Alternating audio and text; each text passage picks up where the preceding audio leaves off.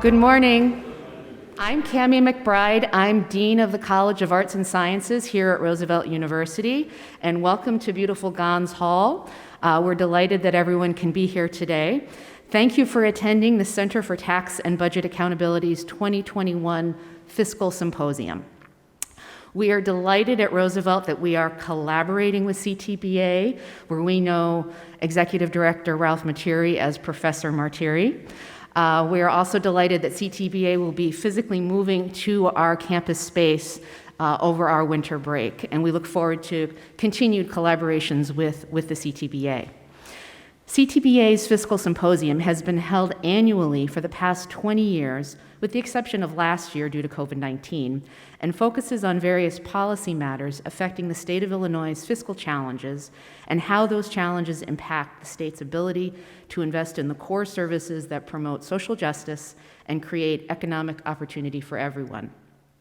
While in-person events certainly look a little different today, we are still excited to bring you this timely and informative program.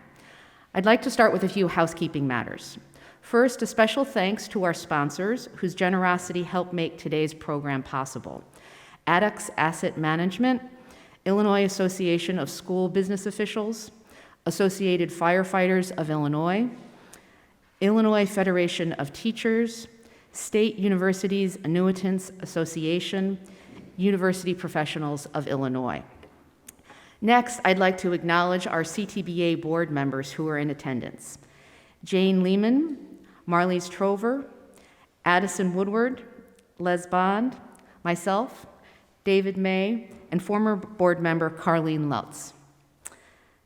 Third, I want to acknowledge CTBA's dedicated staff and interns, whose dedication to our organization's mission makes it possible for CTBA to produce timely, fact-based analysis covering everything from Illinois' fiscal shortcomings to education, housing and healthcare policy to structural racism, and to handle the day-to-day, behind-the-scenes operations of the organization. So thank you to Associate Director, Budget and Policy, Allison Flanagan, Research Director, Drazel Filiu, Economic Policy Analyst Intern and Roosevelt University student Yunez Kalachke, and of course, last but not least, Administrative Director Tracy Schonenberger. CTBA is grateful for our collaboration with so many of you who are in attendance today, as we work together to ensure Illinois policymakers have the information and support they need to reform major policy systems in a manner that both comports with evidence-based best practices and promotes social and economic justice. Thank you. And now, please welcome CTBA's Executive Director and Roosevelt University's Rubloff Professor of Public Policy, Ralph Martiri.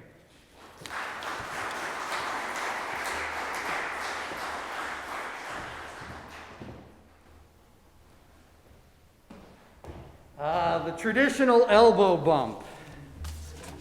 Normal way to start the day. So I appreciate you all coming here to attend the Center for Tax and Budget Accountability's Fiscal Symposium. And as Dean McBride said, and really the best boss I have ever had is Dean McBride. As Dean McBride said, we've been doing this for 20 years because the state of Illinois' fiscal problems are long-term and structural, and they've challenged it to actually invest in those core services we expect state government to be able to provide. We just had an effort in Illinois to change our tax policy that failed. The Fair Tax Initiative that Governor Pritzker put on the table but the General Assembly passed was subject to a voter approval. Voter approval didn't happen last November. If that had been ratified by the voters, the state of Illinois would have about another $3.7 billion for its general fund. Why is that so important?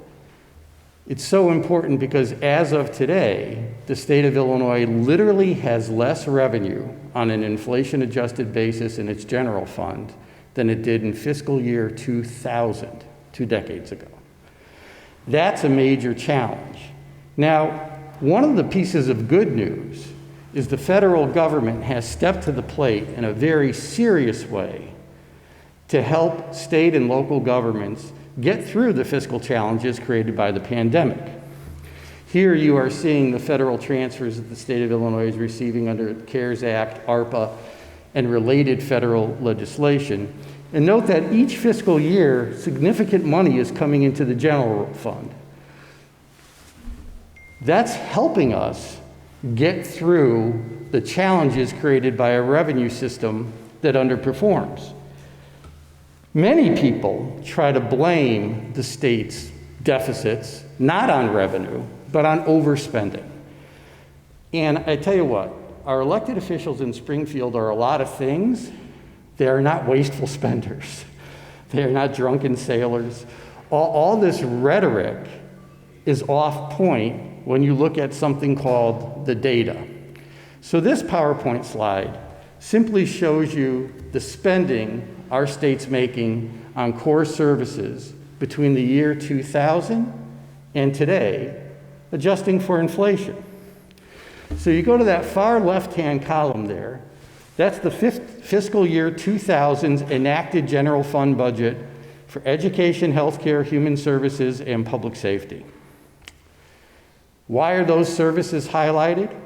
That's where the state spends 95 cents out of every dollar on services, right here.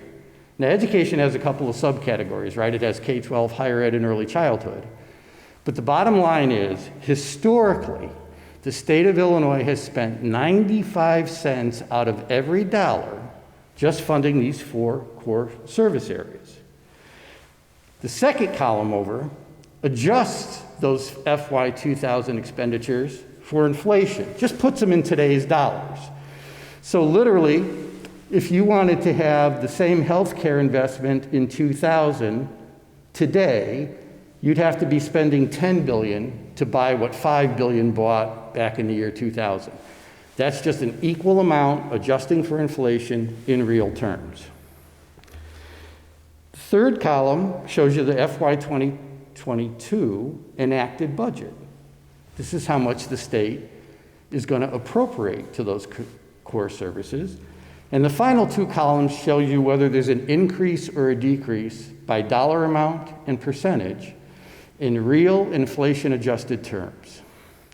You will note that but for 2 areas, early childhood and K-12, the state of Illinois is spending less after inflation on every core service. And overall, go to the very bottom right-hand corner, we'll be spending 20% less in real inflation-adjusted terms on education, health, social services, and public safety today than we did in the year 2000 under Republican Governor George Ryan. There is no crazy ramp-up increase in spending. Springfield has not overspent. That's the data. Now, the couple of little increases I should highlight. K-12, it's up by 4% in real terms over 22 years. Literally all that increase has come in the past 5 years after the state of Illinois enacted a new school funding formula that created a target for the state to increase K-12 funding by $300 million every year over the prior year, a target it's met 5 out of the 6 years the bill's been in place. Without that investment, we'd be spending less in real terms on K-12 today. Early childhood. Here, the state of Illinois has had a significant increase, over 70% in real inflation-adjusted terms, and that's good news, right? There are no data that indicate it's a bad idea to invest in your early childhood system. You get a phenomenal rate of return on this investment. So the good news is we've made this investment. The bad news is we're not coming anywhere meeting need. The actual need for early childhood services is up to close to $10 billion in Illinois. Well, we're putting in a decent investment, over $500 million, nowhere near meeting need. And then I'll just highlight higher education. Higher education has been cut in real terms by almost 50%. 50% since the year 2000. What has that meant? It has meant tuition has spiked for Illinois' public institutions of higher learning at a rate that greatly exceeds the national rate, because what used to be covered by state grants is now being covered by tuition. If you look at our higher ed report included in your package, you will see bloody details on what this has meant. And that has an impact on middle-income families, low-income families, but also along racial lines. And if you could look at the racial inequities created by this lack of investment in higher ed, you'll clearly see that the state of Illinois needs to do a better job of putting money into its institutions of higher learning. So I told you our revenue today is less than it was back in 2000, and so here's your proof. This is all inflation-adjusted, real terms, today's dollars. So if you go to the far left, that's fiscal year 2000. That's the amount of revenue we had in today's dollars after you adjust for inflation. Now go to the far right. The blue bar shows you where we'd be without federal aid. Less than where we were in 2000. And the little green bar above it, that's the federal aid that's going into the FY 2022 general fund that's helping the state make ends meet. What's really eye-opening about this graphic is our income tax rates have changed since 2000. Back in the year 2000, the individual rate was 3 percentage points. It's 4.95% today. The corporate rate was 4.8%. Today it's 7. Yet despite those two tax increases, on an inflation-adjusted basis today, Illinois has less revenue in real terms than it did in 2000. Illinois has a revenue problem. And that revenue problem continues to generate deficits over time. And this is just a simple walk down of where we are as a state from a deficit standpoint in FY22, projected where we'll end. So you go to the very top-hand column there, or top-hand number, that's the amount of revenue projected for the budget. And then we have to pay the bills left over from last year. So that's the next line, $6.3 billion. Take that out, that leaves $38 billion for the general fund. Then we have to cover hard costs. These are payments the state has to make either by law or by contract. They're things like payments to bondholders and the pension funds and health insurance on state workers, required by law or contract, virtually no discretion. So you take that $15 billion out, and that leaves $22 billion in revenue. We're going to spend $28 billion on services, meaning our deficit's going to be about $6 billion at the end of this year, or 22% of what the state of Illinois is going to spend on education, health, social services, and public safety is deficit spending, in reality. So this graphic shows you where we'd be without the federal aid. Just go to the far right. We'd have a $3.8 billion hole in our general fund that's being covered by ARPA money this year. So our deficit would jump from just over $6.3 billion to over $10 billion without that federal money.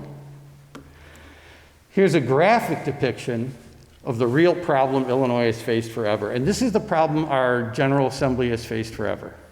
We have a structural deficit. All that means is if you adjust for inflation and population change, you assume no increase in services, expansion of services, addition of any programs, and you assume a normal economy, our revenue growth, here shown in blue, won't keep up with our cost growth even in those conditions. Normal economy, just adjusting for inflation, and even if we started with a balanced budget. We're not starting with a balanced budget in 2022.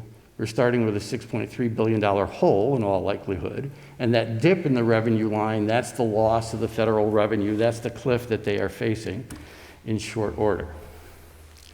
Which brings us to the panel we've assembled today. I think Springfield gets a bad rap a lot of times. The fiscal problems they've had to deal with are real, and it's of none of their making. These are all long-term structural issues. And yet they're coming together and working to not only create budgets, but try to find a way to continue to make adequate levels of investment in education, health, social services, and public safety. So I think we should find ways to support our elected officials and support their efforts to walk down this path of fiscal responsibility and try to get the state's house in order. So it's my great honor to bring up to us now the Speaker of the House, Chris Welch. You know, the Speaker has a long history in public service, and you could read his bio in our materials. He was a school board member, state representative, served on higher ed committees, revenue committees, executive committees. He's been committed to things like ensuring classroom instruction is enhanced and improved. He's ensuring MAP grant assistance gets to our neediest students so they could attend university, they could attend college, they could get a degree. And all that's in his resume. But that's not what's most important about Speaker Welch. Speaker Welch is committed to making this state a better place. He's consistently been a very, very decent and approachable individual who's willing to work with anyone to try to make the state a better place to live in. I'm honored that Speaker Welch agreed to come here today and thrilled to listen to what his comments will be. Speaker.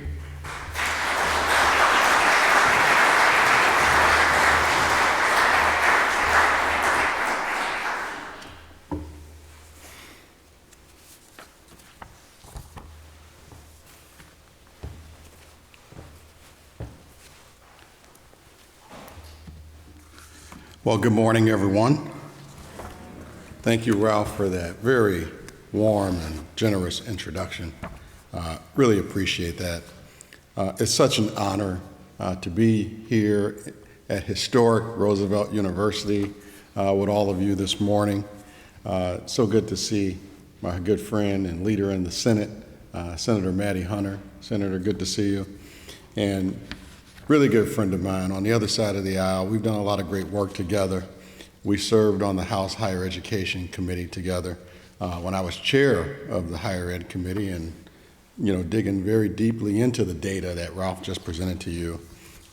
My good friend, Leader Brady, all the way from Bloomington. Good to see you, Dan. And Cameron, good to see you as well from our Government Accountability Office. You guys are in for a good panel this morning. But I'll tell you, I'm grateful to be here today to have this opportunity to discuss my goals for the state and how we can continue to build on a more equitable Illinois. I got to tell you, 10 months ago, I did not expect to have the job that I have now. It certainly changed my life every day and instantly when it happened. But I got to tell you, if you're not excited about getting up in the morning in this job and having the ability to make a difference, then you're in the wrong line of work. This is a unique opportunity that only one black person has had in the state's entire history. And I'm going to use my life experiences and my background and expertise to help do the best that we can to help move this state forward. So thank you for this invitation to be a part of this conversation this morning, because I honestly do believe that we are making great strides. Our most recently passed budget is evidence that our Democratic caucus has these shared values that I'm talking about here this morning. During the midst of a global pandemic, we kept the day-to-day operations of government going and delivered services to every single corner of the state. We prioritize undeserved communities and communities disproportionately hit by COVID, with hundreds of millions of dollars in healthcare, housing, small businesses, schools, and government assistance. And most importantly, we put Illinois on a road to fiscal stability and responsibility by paying down billions of dollars in debt and earning the first credit upgrades in a quarter of a century. The first credit upgrades in a quarter of a century. I mean, not one, not two, but 3 credit ratings agencies upgraded our ratings. That's just been unheard of here in Illinois. And I think that we proved that we don't have to balance the budget on the backs of working families or take away vital state services that help the people of this state succeed. That was a big thing that was happening a few years ago under a prior governor, when the thought was that in order to fiscal stability and prosperity was to cut, cut, cut, cut, cut. But at that time, I was chair of the Higher Education Committee, and they hadn't been invested in over 20 years, in over 2 decades. The solution was not to continue to disinvest in our universities. We have to find a way to invest. We're going to build back a better Illinois by investing. And that's what we did in this 2021 budget. We also reduced our bill backlog from what was $17 billion just a few years ago during the Rauner era, and is now down to $3 billion. That's a big step in the right direction, and we're just getting started. We closed $655 million in corporate tax loopholes to protect our middle class, the backbone of our state and our nation, while ensuring that our wealthiest corporations, who profited significantly during the pandemic, made sure that those corporations pay their fair share. We improved our structural deficit situation for the next fiscal year by over $1 billion. And we accelerated repayment of debt to the federal government to save all of our taxpayers tens of millions of dollars. And we did all of this, Ralph, and we made every single required pension payment bill in full. No pension holidays on our watch. We paid our pension payment in full. And we also did all this, and we didn't raise taxes to do any of it. These are obviously some of the broad highlights of what was included in the budget. But I do want to take a moment to mention some of the specifics, because I think it's important to show that we are putting our words into action. When I was elected speaker in January of this year, I said, people will doubt what you say, but they believe what you do. Don't ever listen to anything I'm saying. Just watch us work. People will doubt what you say, but they believe what you do. And here's what we did. First, we added $35 million to education, continuing our commitment to the state picking up a greater share of public education to reduce local property tax dependence. We provided $543 million for early childhood education, an investment that will give all young people an early head start in life. This funding also helps our state identify and provide early intervention to ensure students are on a trajectory for better lives. What else did we do? We fully funded child care assistance programs, thanks to the insistence on Senator Maddie Hunter, to give our working families access to affordable daycare options and give them the opportunity to get work to provide to their families. You know, every industry, all industries right now are looking for people to employ. And a lot of folks are not going back to work because they're afraid they can't afford child care. That was an essential ingredient in our budget this year. We also provided over $1 billion for rental and mortgage assistance. The COVID-19 pandemic really shined a light on what was going on, particularly in Black and brown communities. And the rental and mortgage assistance was just desperately needed. We gave rate increases for our foster families and group homes. We allocated millions for the development of affordable housing, business recovery and revitalization, and programs to expand opportunities for at-risk youth. This includes expanded behavioral health, which I'm really proud of, substance abuse treatment, and trauma-informed services. Mental health services, you know, if COVID didn't shine a light on anything, it definitely shined a light on a need to enhance mental health services. And we did that in our budget. We allocated $150 million for hospital and healthcare transformation funding to reduce healthcare inequities. And we allocated $250 million over the next 3 years to address short-term and long-term anti-violence prevention. About a week ago, our governor, before he left for his trip to the United Kingdom, declared gun violence a public health crisis. It is. We know that.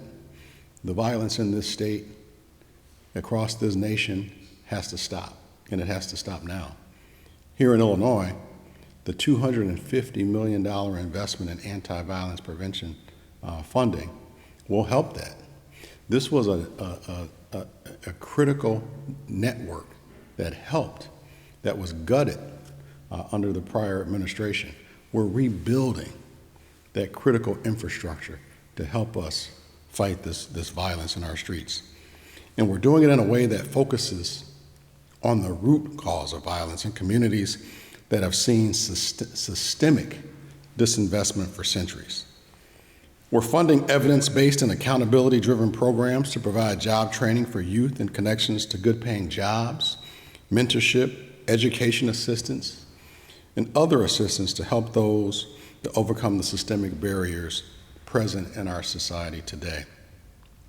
We added $21 million in new resources for immigrant and refugee welcome centers to be sure that for both COVID and non-COVID related services, there is culturally competent and language accessible outreach to our communities. As the lead sponsor in 2017 of a bill called the Trust Act, a bill that many folks across the country and right here in Illinois say made Illinois the most welcoming state in the country, I was really proud of the $21 million investment in our welcoming centers. What else did we do? Didn't believe what we were talking about, believe what we do. What else did we do? We led the nation in expanding Medicaid to undocumented seniors during COVID to be sure that vulnerable elders were able to access a full spectrum of chronic disease and emergency services without fear. We've allocated millions for our Human Rights Commission and department so that these organizations can fight human rights violations and provide necessary training and resources for pervasive issues like sexual harassment and implicit bias. Yes, implicit bias is real. We've increased our funding for the Deaf and Hard of Hearing Commission and for the Council on Developmental Disabilities.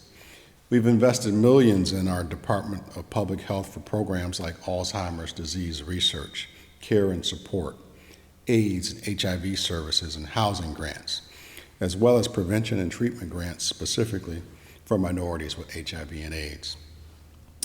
We were very intentional and conservative in our first round of the ARPA allocations because we know that these dollars must last for 4 years.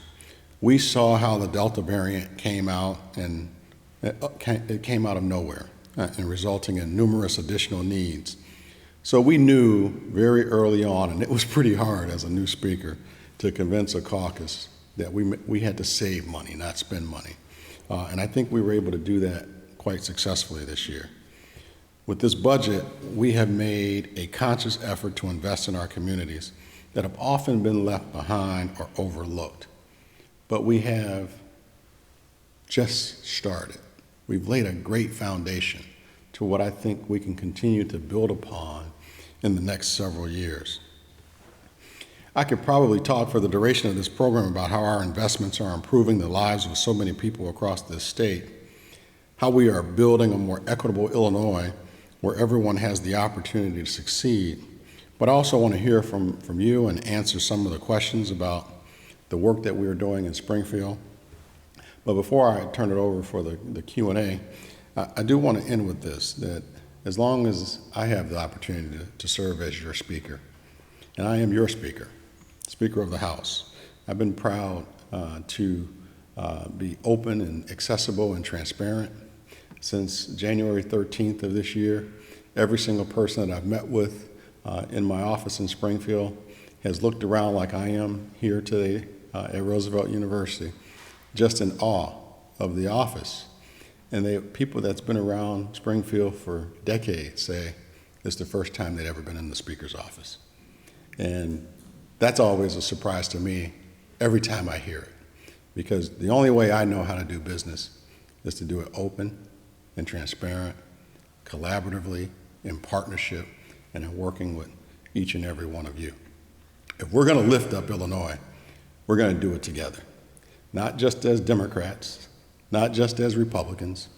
We're going to do it together as Democrats and Republicans, as the great people of the state of Illinois. We have to fight, and we have to fight together to build this state back better. I'm looking forward to taking your questions, and it's been such an honor to be here with each and every one of you. Thank you for the invitation, Ralph.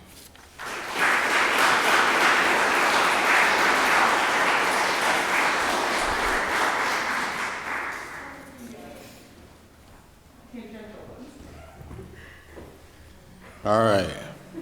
Da-da-da-dum. Drum roll, please. What free agent pitcher should the Cubs sign this offseason? I like that. A good softball. Well, I hear the Dodgers didn't re-sign Clayton Kershaw. You know, that would be a good one, Nick. But I think we could use all the help we can get on the north side. Nick's a good friend of mine. He and I both, for some reason, just love the Cubs way too much. Even after they traded away all our favorite players.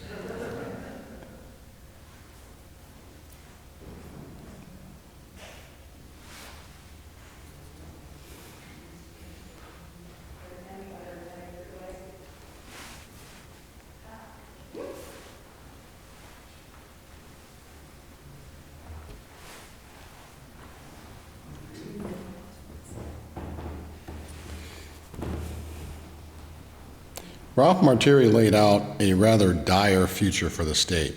You talked about what has been done. How will you address the projected revenue shortfall?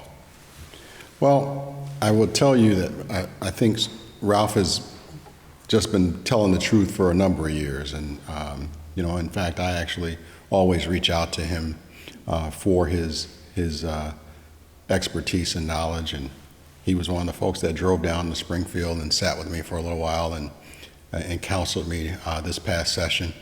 I share the opinion that Illinois has a revenue problem. I've always thought that Illinois has a revenue problem. And we're going to have to figure out how to address that revenue problem in the future. Fortunately for us, for the next 3-4 years, we have the American Rescue Plan dollars that are helping us along. And I think that gives us time to plan. And again, we have to plan as both parties working together. Not one party is going to get this done. We're going to have to do this together. I also think what just happened in Washington on Friday night with the passage of the $1.2 trillion bipartisan infrastructure bill is huge, historic, monumental. Again, that's going to give us opportunity to plan and do some things along the way. You know, the voters spoke. They were pretty resounding in their message last November on the fair tax question. But I think that we do have to, you know, go back to the drawing board and say, why did that fail? What was the message that the voters were telling us? And as a group, we need to have a plan coming for 3-4 years from now on how we're going to address the revenue shortfalls. We do have a revenue problem, and how we address that is going to be very critically important. Is an expansion of the earned income tax credit and child tax credit a viable option to increase equity in the tax system? I have always been a supporter of that. I think in last year or maybe the year before, I was probably one of the chief sponsors of expanding the earned income tax credit. You know, I make no bones about it that I've been a big supporter of equity issues my entire time in the legislature, even before I joined the legislature. And I practice what I preach. I think that in a position like this, you know, now I have an opportunity to help drive what's happening in Springfield. And so that's certainly something I hope that we have an opportunity to look at sooner than later, because I do believe that would help bring equity in the tax system.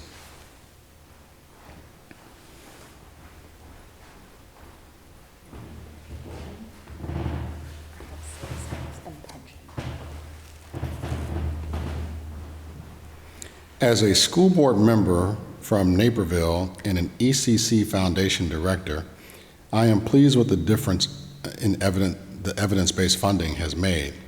Do we see an increase for K through 12? My school district is challenged as a tier 2 district, and of course higher ed needs critical investment. Well, I think we did that this year. I was a supporter of the evidence-based funding formula that we put in place. I think it was 2017. Around September of 2017. I think it's made a world of difference so far.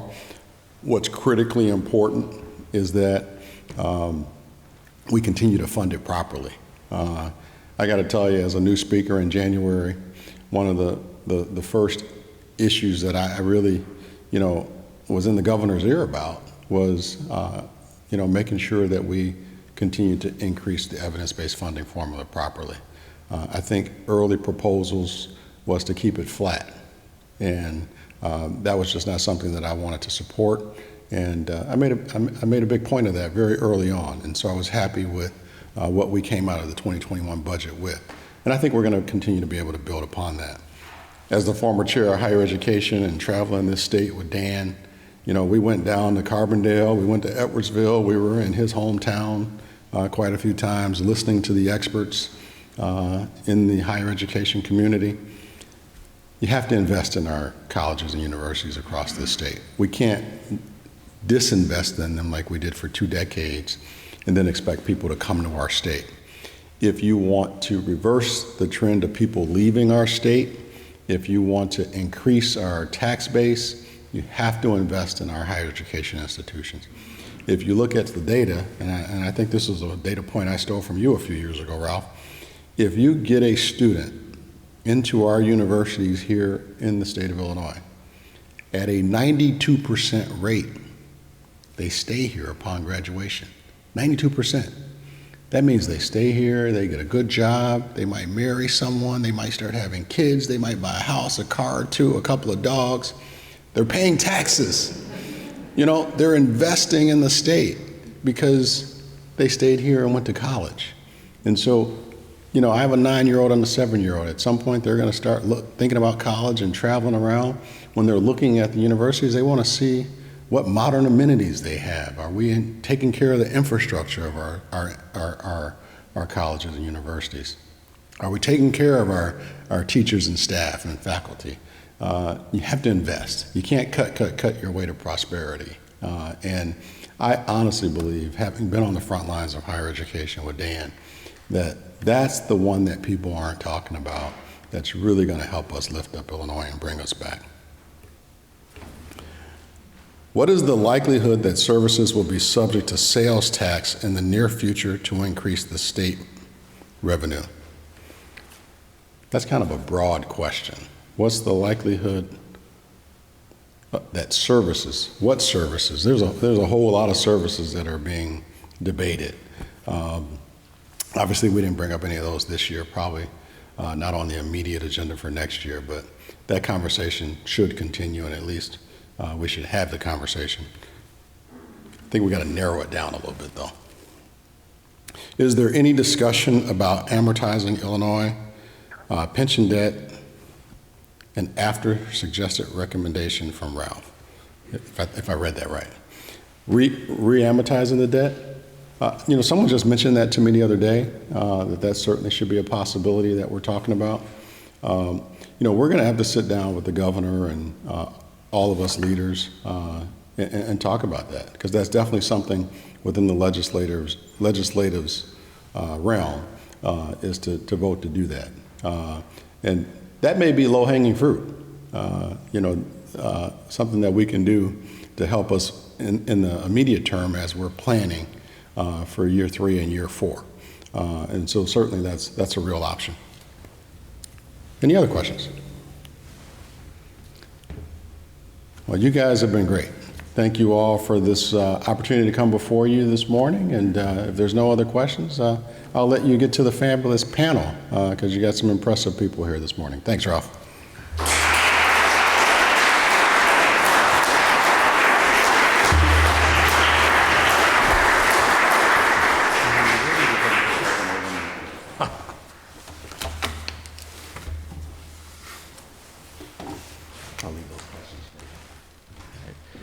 So I really appreciate that presentation by the speaker.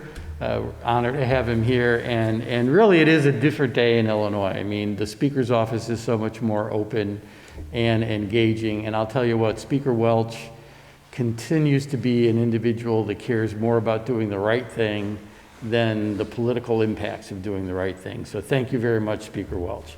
So I'd like to invite up Craig Dellamore and our panel now. And before they come up here, I do want to acknowledge one additional thank you to Roosevelt University that's hosting this forum. I am the Rubloff Professor here of Public Policy, And Roosevelt University is making this facility available to us free of charge, and I can't tell you what that means to a very small underfunded nonprofit. And the facility itself is just beautiful. And you should know that the Center for Tax and Budget Accountability is going to be upping its relationship with Roosevelt University. In fact, we are going to be housed here beginning in late December, and we are going to start collaborating with this university on research projects. And you should know something about Roosevelt. Its history is unique. This university was founded with a social justice mission. A bunch of professors that decided they didn't like the direction of higher ed in excluding people and thought universities should welcome everyone irrespective of gender or race or ethnicity. So it's a special place. We appreciate the relationship. And now, Craig Dellamore, one of the best we have on radio in analyzing public topics. Craig.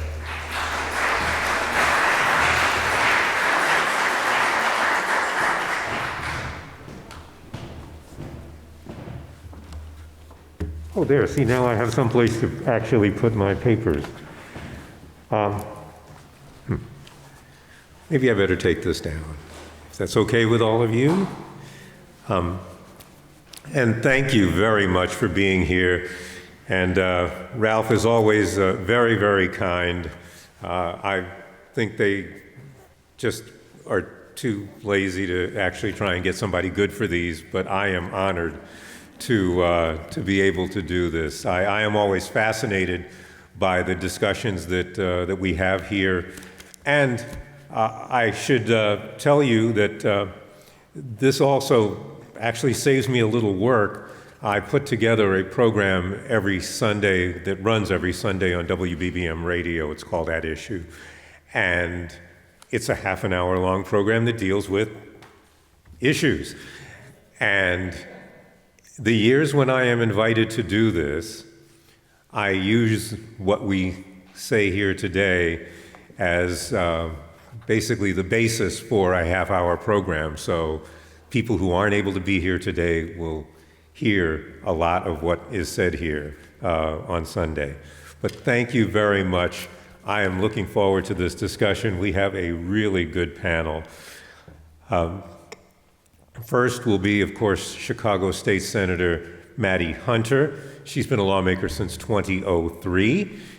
She is the Senate Democratic Caucus Whip and is also in the leadership of the Legislative Black Caucus that has helped shape a lot of the major legislation that Governor Pritzker has signed this year. She's been especially active in pushing bills on health care, especially breast cancer, substance abuse, youth employment, and education. And thank you very much.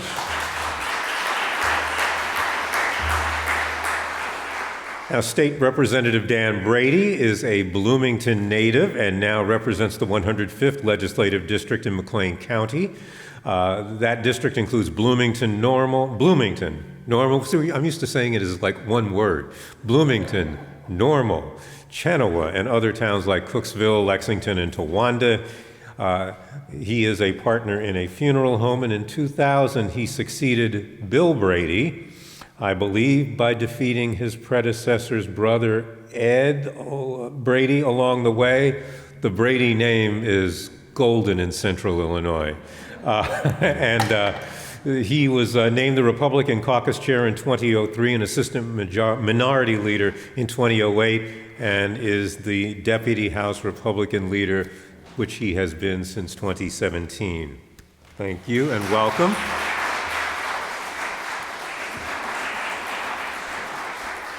Now, Cameron Mock is Chief of Staff in Governor Pritzker's Office of Management and Budget, and he is the Senior Fiscal Advisor to Deputy Governor Andy Manar. He helped craft the bill known as the Fair Tax legislation and helped rewrite the state's education funding formula. Prior to joining the state's fiscal team, he was Senior Policy Advisor for the Chicago Public Schools. So he knows his stuff, and thank you and welcome.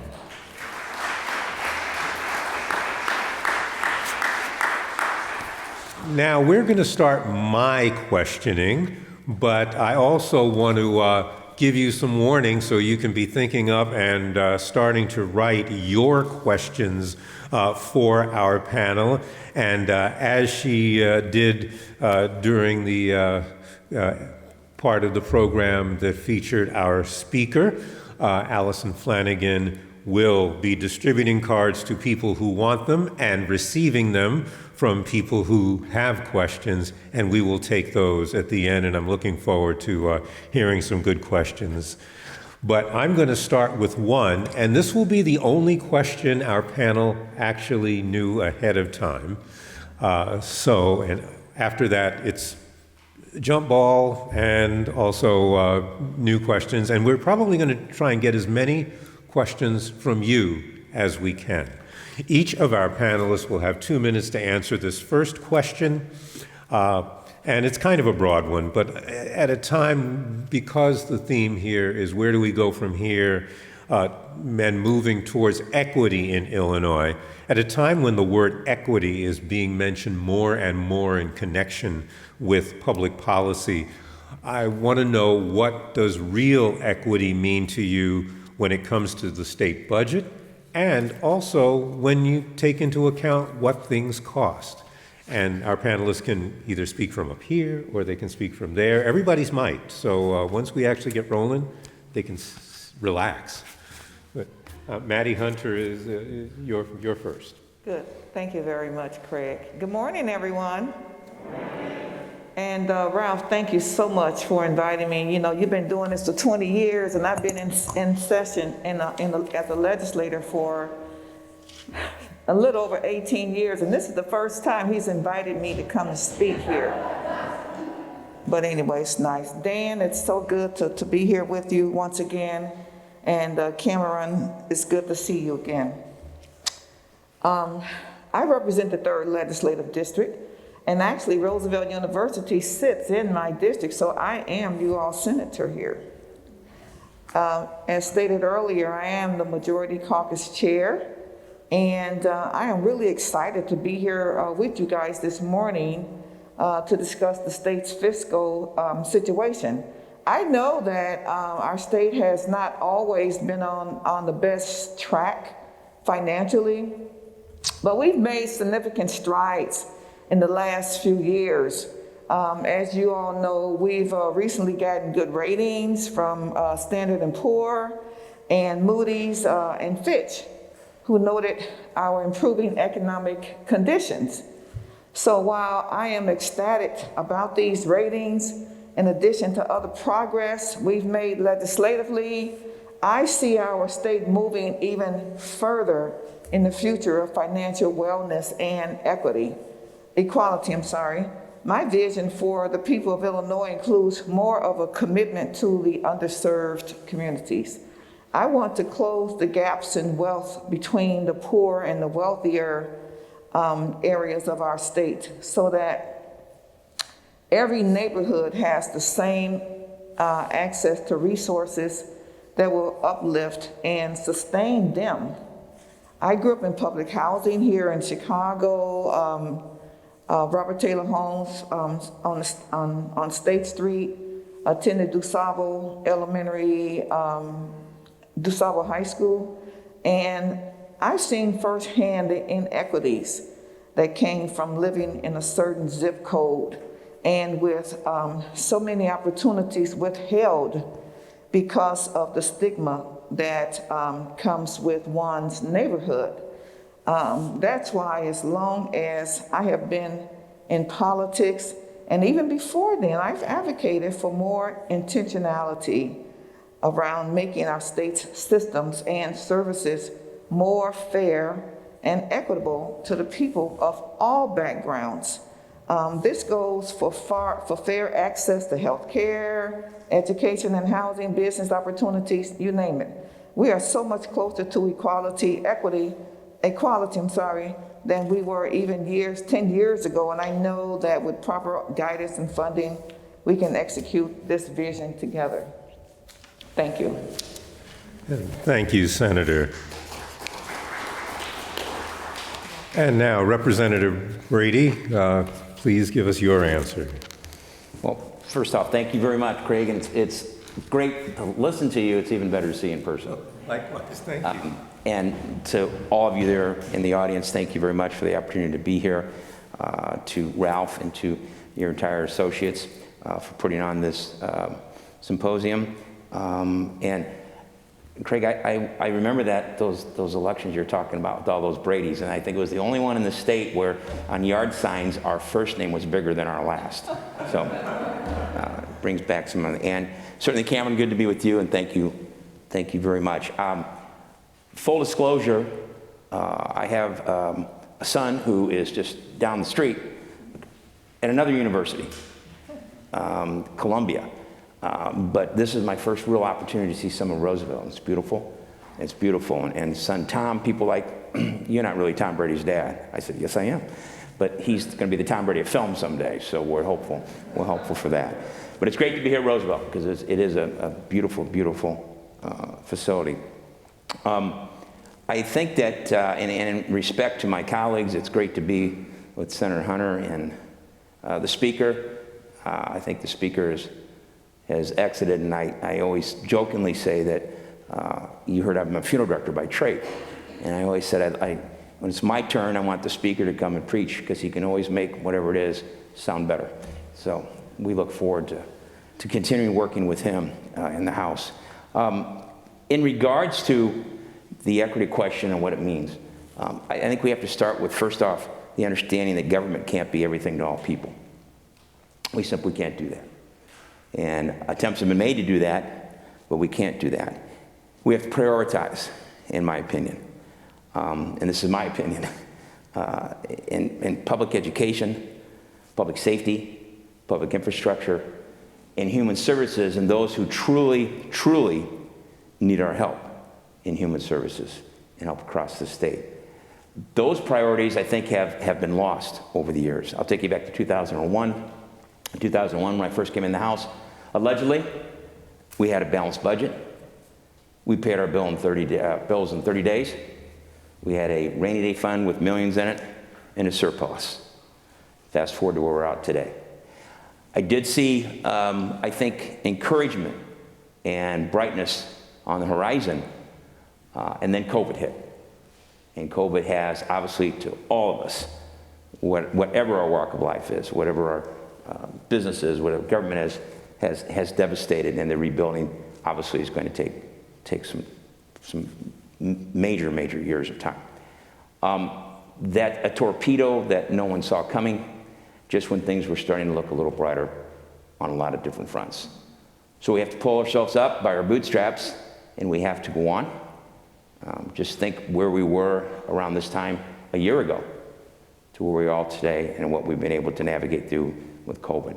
In particular, I serve as minority spokesman on higher education, and that is something that probably my marks will gravitate back to, or my answers may gravitate back to more than anything else. Pleasure to be with you, and thank you for the opportunity to be here. Thank you very much, Representative. Now, Cameron Mock, from the perspective of the governor's office, what does equity mean? Thank you for having me. It's a pleasure to be here with Leader Senator Hunter. I feel that for equity in terms of the state budget, that the burden of the inputs, if you will, the revenue, need to fall primarily on those who have been able to flourish in this environment that has partially been created by government and the taxpayers, and that the outputs of those revenues vis-a-vis expenditures should benefit those primarily who have not been able to flourish in this environment. And at risk at kind of rehashing just the general definition of equity, I can point to a couple of examples where, at least that I've had firsthand knowledge of trying to rewrite this fiscal ship, and in doing so, trying to provide for those who have gone underserved or underrepresented for years. The evidence-based funding was a huge step forward. When I was at Chicago Public Schools, I negotiated that bill on behalf of the city. And the huge step there was we used to just assume every student costs generally the same amount of money to educate. And while that may check somebody's equality box in that everybody's getting equal input, we know that that was not equitable, because based on the underlying environmental factors and other issues, there's a certain portions of the population that face a much larger uphill battle to achieve the same outcomes as others. And so it follows that those individuals need additional resources to put them on an equal playing field. So the evidence-based funding formula that we got done, helped negotiate that with Ralph in 2017, was a monumental task. Fair tax, while it did not pass, that was another example of trying to adjust the revenues so that the burden falls primarily on those who can most afford, and in the meantime, making sure we don't run deficits in human services and other critical areas that primarily benefit the underserved. And they don't just benefit the underserved, but the wealthy run businesses and operate communities where they need the less fortunate to actually thrive in order to keep their profits going, to keep their businesses running. Really, even though a lot of people like to focus on the benefits, direct benefits of human services and public education, those are underpinnings of a strong economy which ultimately help the wealthy as well. So there's a couple examples in tax policy and in education finance policy, but finally even just through business incentives. So we just passed the Reimagining Electric Vehicles Act, which was a large incentive in the state to get electric vehicle manufacturers to Illinois. And while that would on its face seem to be just tax handouts to businesses, what we've done there is we've provided an added incentive for these businesses to locate in underserved areas. So almost every version of the tax credit that they can claim, they get additional dollars if they locate in an underserved area. So these are examples of how you can implement policies that are both sound fiscally, but also target the dollars in the most equitable way possible. And even something as, as pro-business as tax incentives, you can tailor those in a way that help close the equity gap and get us closer to a more equitable state financial picture, if you will.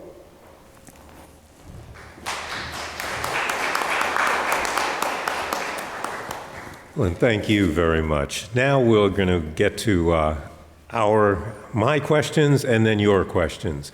So again, if you have a question or want to have a question, make sure Allison knows, and she'll get a card to you and take cards from you. Actually, I want to start with something that just sort of something that Ralph said during his speech, that he said Springfield gets a bad rap. And those of us who've covered Springfield for a long time would sometimes think, maybe, and sometimes think, So I want to know, is Ralph right? Does Springfield get a bad rap? And either one of our lawmakers can start and see nobody's volunteering. So, Dan, I'm going to ask you then. Okay. Does Springfield get a bad rap? And you're sitting on the, in the minority party for the last several years. First off, I think we're okay to take the mask off. Yes. While you guys are separated by the 6 feet, so okay. Feel free to take your masks off. Do we get a bad rap? That depends on what the issue is and what you're talking about. I have a saying that Springfield is well-intended, but well-intended consequences. And that's a big part of what happens coming out of Springfield.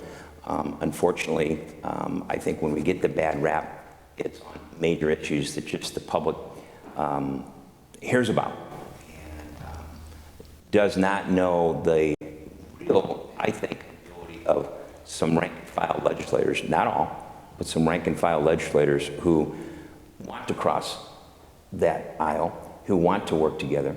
And in my particular area, and being a minority, I know I don't get anything done for the district I represent and the institutions of higher education in particular I represent without reaching out and making sure to the best of my ability I try and see things in someone else's view and try and work with them and learn. The bad rap, we might get a bad rap from those of us who are really rank and file trying to work together.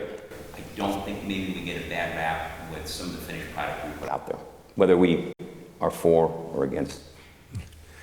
Manny Hunter. Yes, thank you very much, Craig, for that question. And I do believe that Ralph is correct, that we do get a bad rap constantly. And I keep pondering as to why we do get bad raps on a regular basis. And I believe that it is because people simply do not understand government. They do not understand the political process.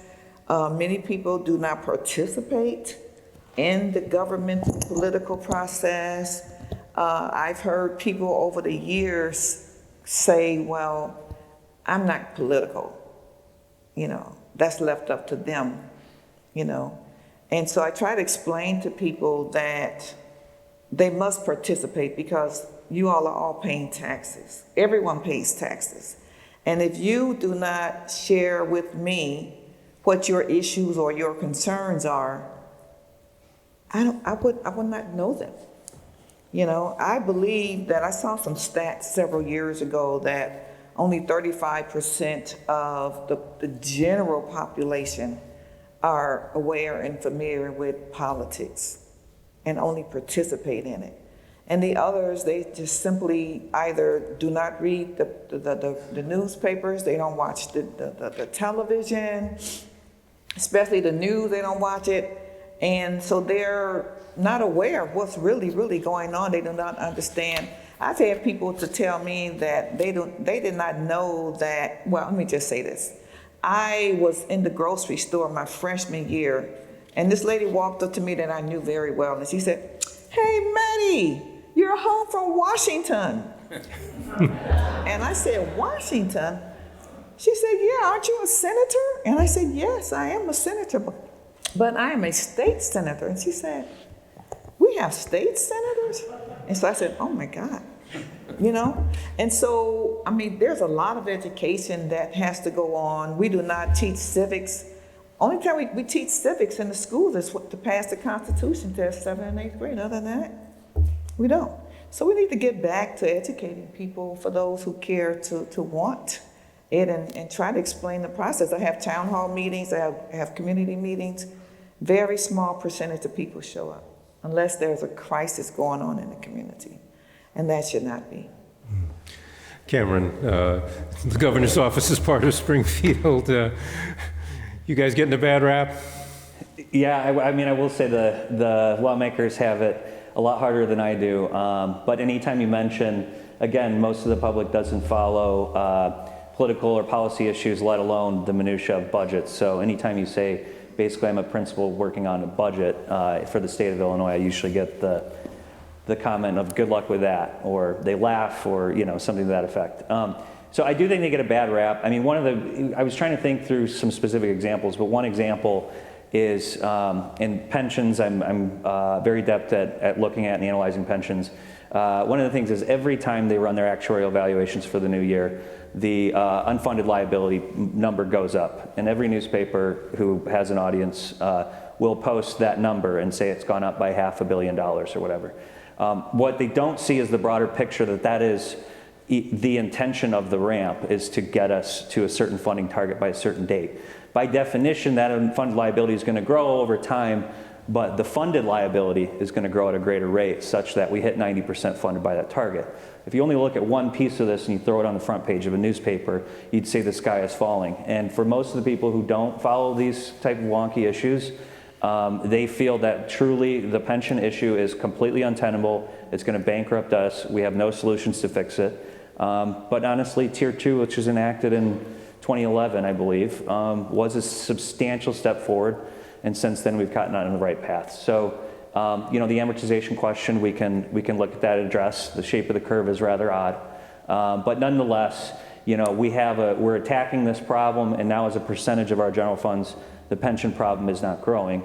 But it is an example of how people, and a vocal minority, will kick and scream about a certain issue, and they're not looking at the broader picture, and partly because of Senator's point, they don't want to look at the broader issue. They want their own confirmation bias in the media that they absorb.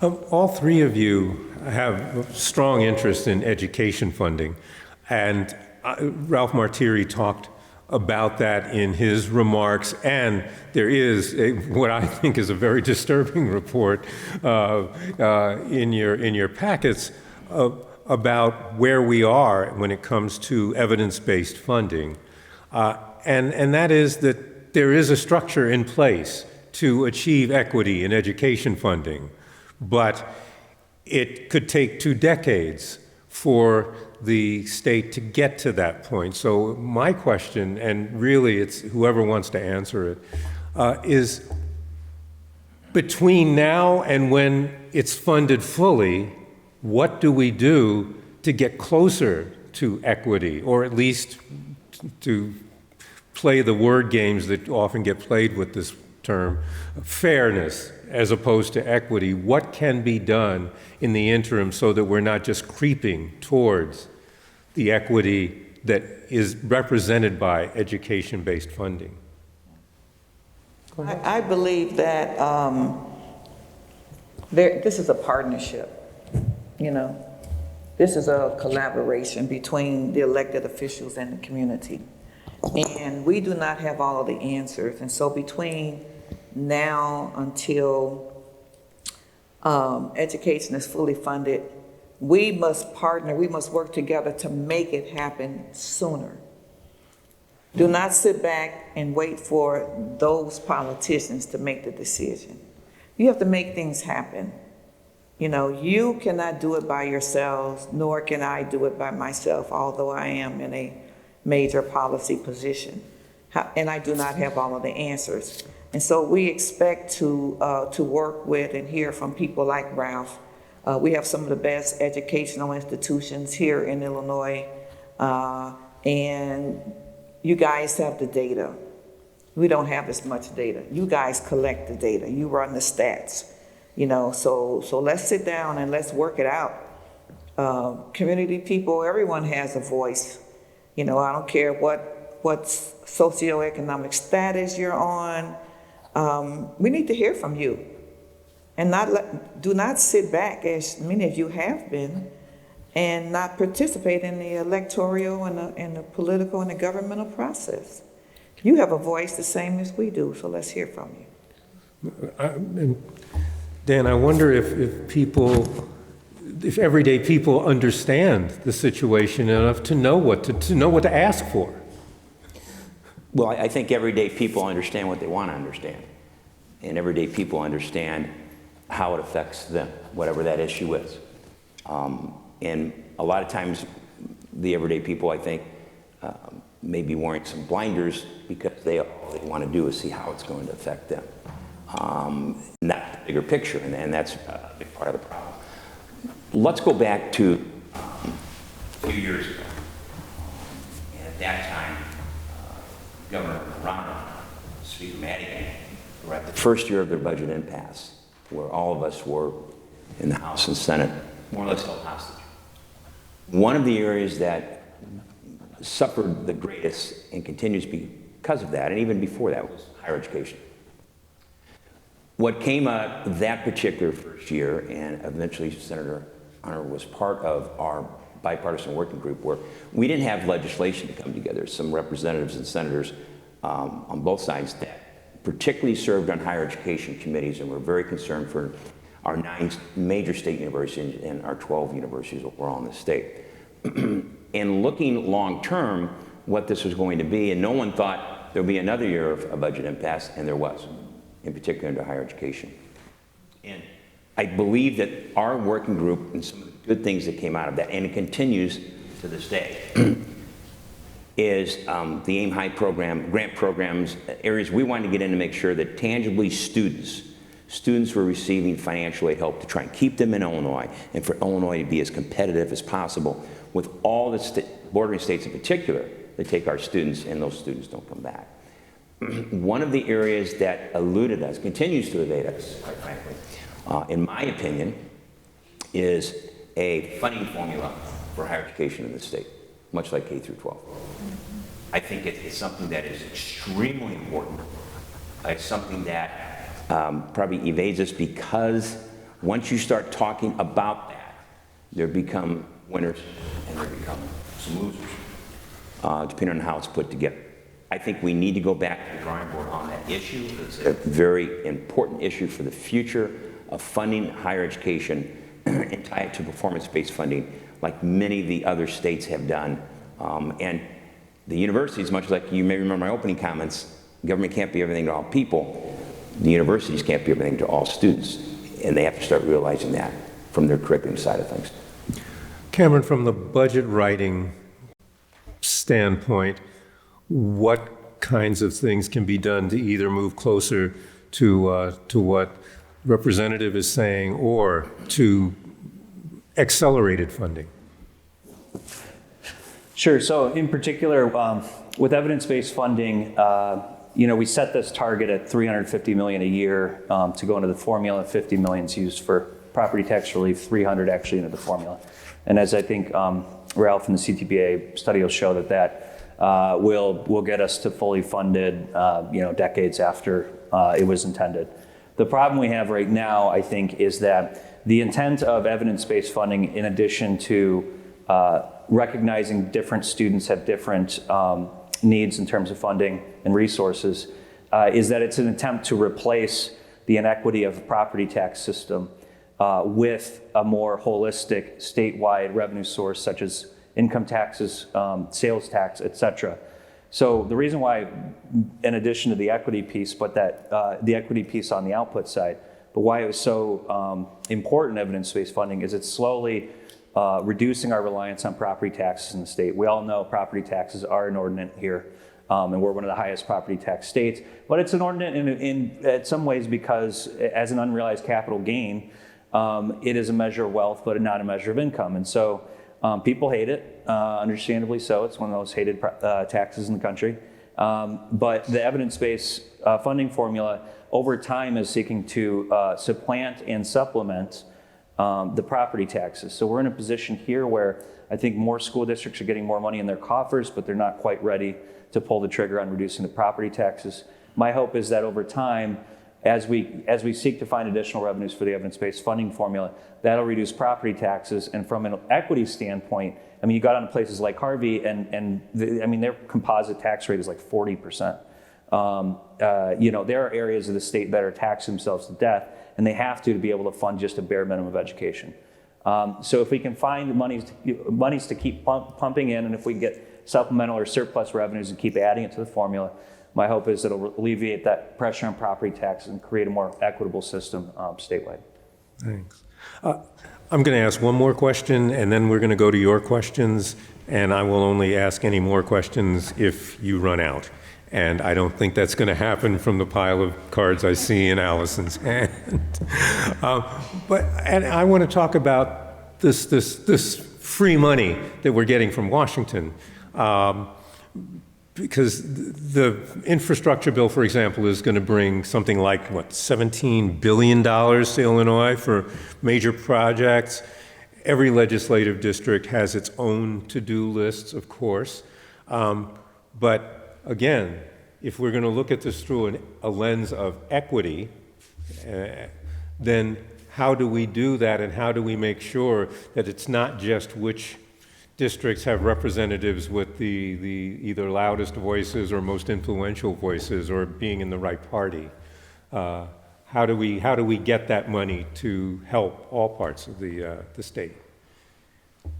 Well, I think that's, if I may, part of the whole balancing act, if you will, because the idea of trying to pass monies, COVID or other related, and the CARES Act money to the states, is that there's going to be a disagreement on how to distribute those funds and who should be receiving what percentages of those funds, formulas or no formulas. And that's where I think the art of compromise and true negotiations between majority parties and minority parties need to come in. And then to try and set some criteria of the greatest need that's out there, a tangible need that can be seen. And I think that way you restore some confidence in the people, the electorate of their government, that they can tangibly see this is going to where it's supposed to. And it's going to those that are the most needy and priority-wise. And that's what we need to try and work much harder on, in my opinion, in Springfield. Patty Hunter, how hopeful are you that you're going to see that kind of cooperation? I am very hopeful that the dollars will go where the greatest needs are. for so long, we've had major disparities on the south and west sides of the city of Chicago, East St. Louis, Decatur, Springfield, and including the rural communities throughout the state of Illinois that has so many needs. And the elected officials know where those needs exist. They already know it. They really already know it. We know that we have disparities in education, we have disparities in health and human services, we have disparities in funding appropriate levels of housing, especially public housing. There are always questions about construction needs and the unions and how they do not put the dollars or hire minorities and particularly black folks in the construction trades. We can see construction projects. I can look out my window and see construction projects, and I know that there's a very high level of unemployment in my community. But I see a whole white crew out there, and I don't even know where they come from. And then you see license plates. I've seen license plates from New Mexico, Iowa, Wisconsin. I know construction crews that just drive in town, and they're unions, and some kind of way they'll wind up getting these jobs on construction projects where unemployed people are walking around just looking at them like, how did they get all of this and we don't have anything, So I'm hoping that, the mayors know, township elected officials know where the disparities and inequities lie within their districts. The governor's office, the other elected officials, we all know. So let's just put the money where the greatest need is, and we'll solve that problem. Cameron? Just make the pitch for representative democracy. This is where, if you have people from your area who have experienced things such as underfunding of roads or the need of a certain bridge, the rebuilding of a housing project, you have those people in the General Assembly representing you. Hopeful that they will have sufficient negotiation able to bring those dollars to the most needy areas. So yeah, representative democracy, hopefully it'll work out. Thank you. And now to audience questions. Okay, the first one, the results of the fair tax, assuming they mean the vote, were so disappointing. Illinois needs to enact a graduated income tax. Is there any way to jumpstart that conversation and get that ballot question in front of the voters again, albeit with different language? And I would add in as language the problem. Maddie Hunter. Well, in terms of the fair tax project, I call it the project, I saw all during that process a lot of mis or disinformation that was out there. And I thought that the opposition did a great job in getting their message out, which tainted the real voters who should have been out there voting. Voters were confused. They didn't know whether they should have voted for it or not, because here we are with misinformed constituents, who are not familiar with the process. And so I would like for us to sit down and talk and try to get this thing back on the ballot again, because we desperately, desperately need the funding in this state so that we can level the playing field and make things right or better, much better. I think that the discussion will always be there of the graduated tax, but I think before it gets back maybe on some level of discussion, the voters just spoke, and nobody wants to pay more taxes. And the voters made it clear that with the flat tax, that until you can demonstrate to us, Springfield, and this may be where we get the rap and the rap that we deserve, in my opinion, until you can show us you're doing with the money we send you what you're supposed to do, and you're prioritizing that, we're not going to be sending you more of our money. And I think that there's a number of ways in which the electorate, Illinoisans across the state, could be convinced that we could be better fiscal stewards of their dollars. The pressures on the budget, and I go back to COVID a little bit, are huge and demanding, and they only got tougher under this act. And yes, there's federal money, but some of that federal money is going to want to be paid back. And on top of it, we haven't even talked about where our unemployment insurance trust fund sits in billions of dollars due to COVID and the problems we are going to be facing very shortly on a financial mark from that. So the discussion may be able to come back, but I think we got a lot of convincing for the electorate yet.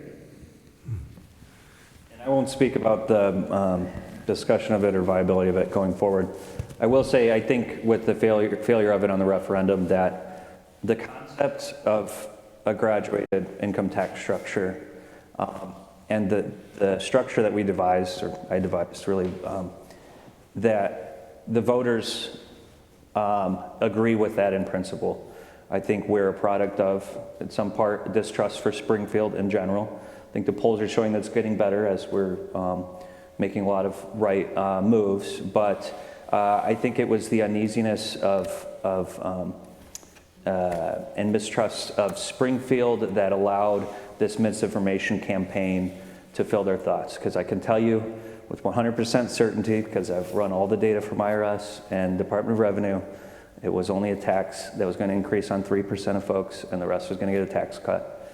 But I think we were unfortunate in that we were a product of the environment, the mistrust of Springfield, the uncertainty around the pandemic, and that most people agree with the concept of the wealthier paying a little bit higher share.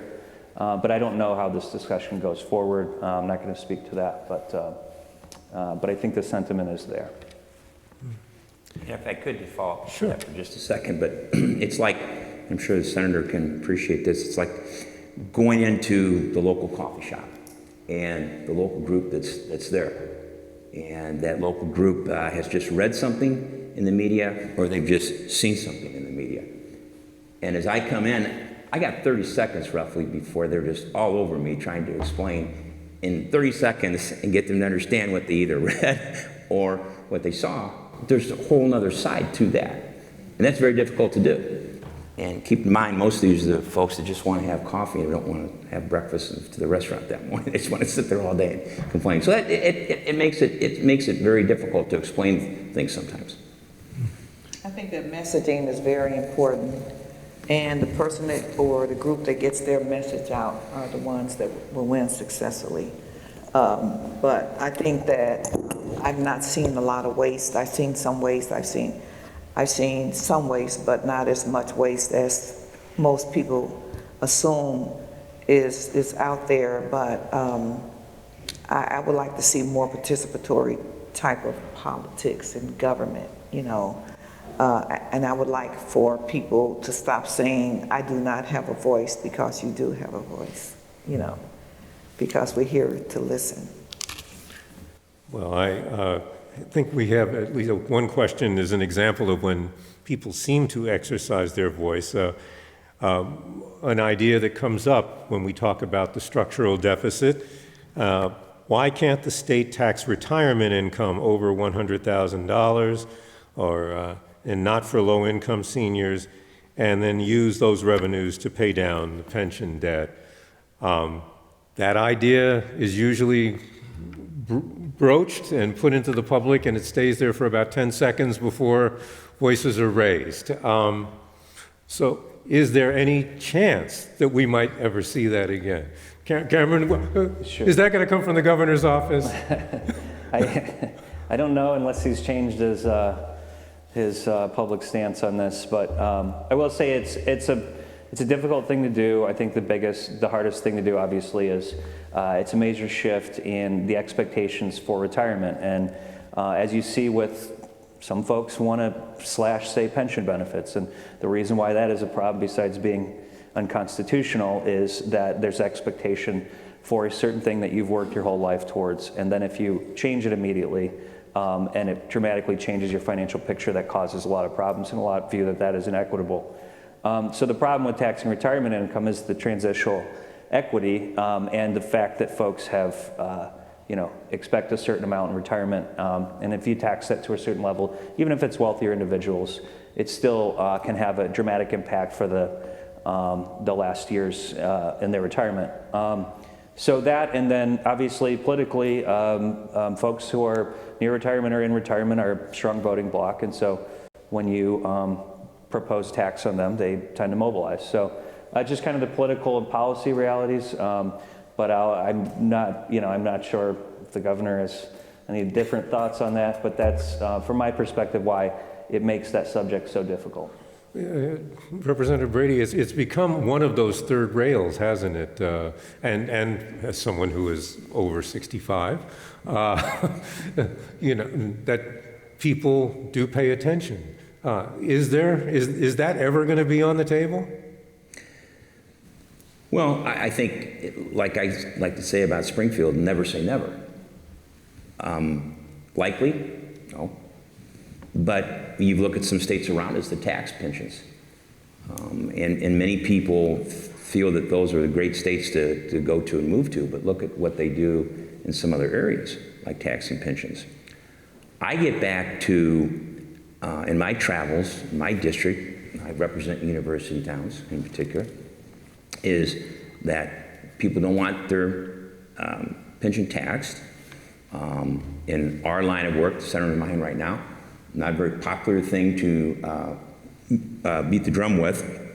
However, I do have the other set of people that say, if we could just trust you down there to do with the money what you're supposed to for something like that, and it be dedicated to the pension system and help us with the debt and firm up the long-term viability of the pension system, and you message that, we talked about messaging a lot, I think it's something that has more potential. But it gets back down to, again, people and how it affects their daily lives and what they think.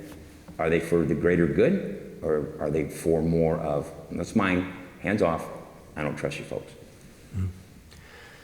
Another question, hearkening back to the speaker's keynote. I was glad to hear Speaker Welch say that re-amortizing the pension debt might be the low-hanging fruit. So when can we anticipate that it will actually happen? What are we waiting for? Why haven't we done it?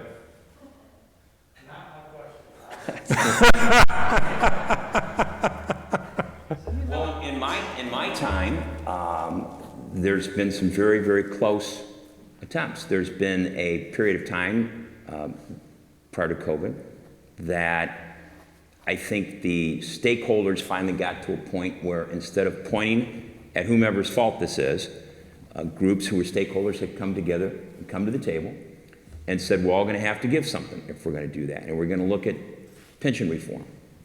House Bill 101, I think it was, that moved towards pension reform. My problem with most of what I'd seen with pension reform was that if it's so good and needed, and it is, I believe, then it needs to be for everybody of our 5 pension systems across the state. And the bills that I saw, lo and behold, had everybody in but one group, and that was the judges and retired judges.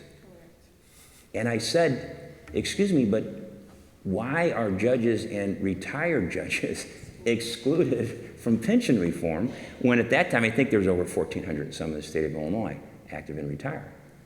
And the answer to me was, not being a lawyer, but I have some in the family, was that, well, the courts may make the final decision on that. And I said, well, then what associate judge in Illinois is going to make the final decision on pension reform? Wouldn't that just be the Supreme Court? Now,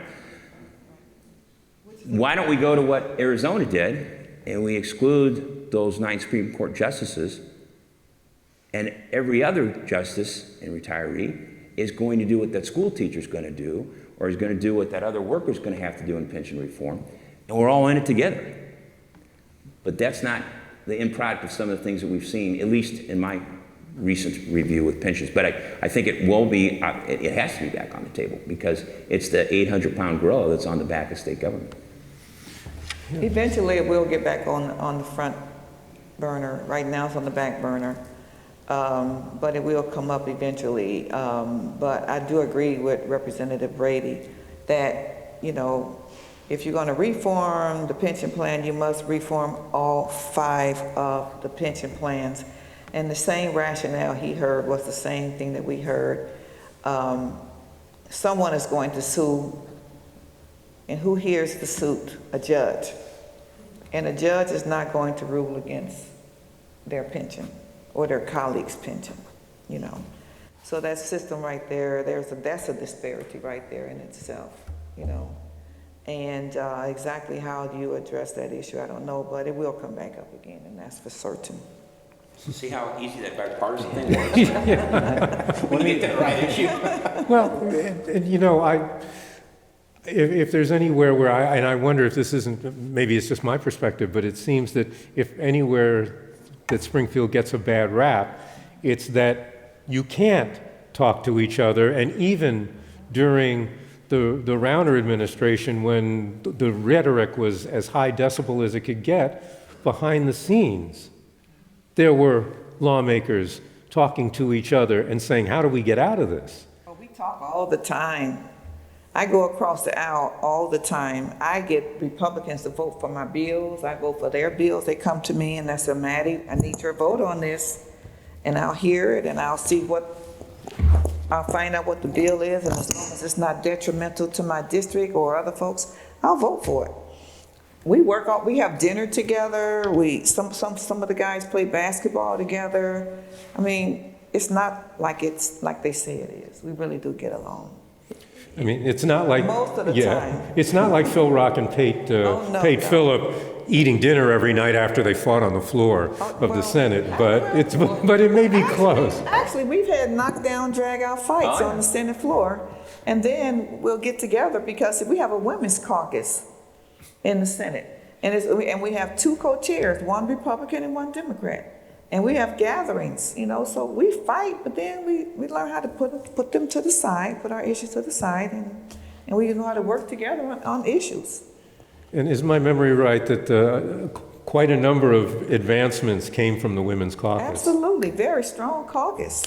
So no, we get along, we fight, we represent our districts, and we put together a women's agenda, not a Democratic agenda or a Republican agenda, but a women's agenda. And I think out of the stalemate between then Governor Rauner and Speaker Madigan at that time, was a frustration level that got to rank and file that finally said, get out of the way, both of you. We're going to take some of these issues and we're going to move forward. And one of the things that came out of that was the legislative group, not by law, as I said, it was us concerned enough that we've got to do something for higher ed. Yeah. That's how it all started. Well, Rauner did a good job in pitting us against you all. Yeah. You know, he did a great job at that. Well, and you know, whomever it is, the fact of the matter is, my district, your district, Senator, people want one thing. Mm-hmm. They want you to get something done. And that's it. That's all I want. They want to get something done.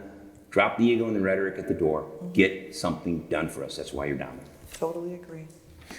Well, here's someone who wants something done about higher education and an apparent teacher shortage. Districts have more money to hire teachers but can't find them. What can be done now in the short term to keep both to help combat the teacher shortage and to in turn help higher education? One of the areas that recently was done K through 12, and I know it spoke to higher education, was a base salary increase for teachers, starting salary. And of course, that has to be funded when you pass things like that. Many of us know that has to be done. But if we don't send the message as legislators that people as important as teachers are, that we can't find out a way to increase their pay to make it more lucrative for them to not only get into the profession, but stay in the profession. I mean, to me, as a Republican, yes, I heard from a lot of school boards tell me, well, you're just mandating something else on us. No, we need to find the money and put it in the budget, but we have to show by the sign to those teachers we care about them, we're going to invest in them. We're going to invest in our schools. I represent Illinois State University, which is the teachers' university, the first founded teachers' university in the state. And the shortage that they talk about, there has to be more creative ideas of how we're going to try and keep people in the profession and bring more of them into the profession. If you don't have incentives and ideas in which to do it, especially in today's challenging areas in schools on so many fronts, and I have a sister who's a teacher at Bloomington High School, that I would tell you that those type of ideas are a start. It's not the answer to everything. But we also then, and we just passed legislation dealing with some help to the teachers from COVID days and sick days, et cetera. Yes, that's going to cost. But the reality is, if we're not going to invest in our teachers and our kids, who are we going to invest in? Well, I talk to teachers all the time. I also talk to retired teachers. And of course, the salary is very important, but they need more of also a supportive type of mechanism where, teachers are now having to take on additional responsibilities as opposed to teaching. They're now babysitters. I know my teachers, when I was coming up, they were very supportive of me because my father worked all the time, but my mother was sick a lot.